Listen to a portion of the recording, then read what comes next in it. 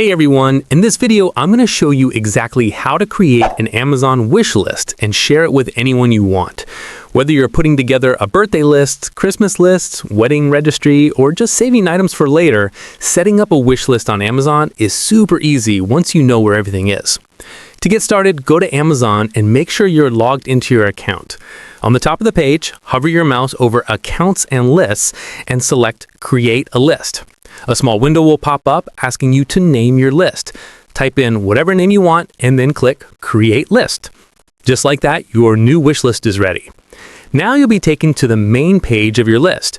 If you want to customize it, click the More button on the right and choose Manage List. This is where all the important settings live. You can change the list name, switch the privacy settings between public, private, or shared, choose whether the list is for you or an organization, add a description, choose a shipping address, and decide if purchase items stay visible. Take a moment to adjust everything exactly the way you want. When you're done, scroll down and click Save Changes. Now let's add items to your wish list. Browse Amazon like you normally do. When you find something you want, look at the Buy section and click Add to List. If you have multiple lists, click the little arrow next to it and choose which list to add the item to. The item will instantly appear on your wish list. Once everything is added and you're ready to share the list with friends or family, open your list again and look for the Share option. Amazon will give you a link that you can copy and send through text, email, or social media.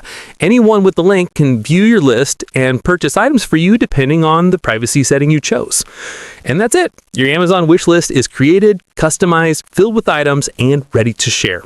If you found this tutorial helpful, don't forget to check out the next one. Thanks for watching, and I'll see you in the next video.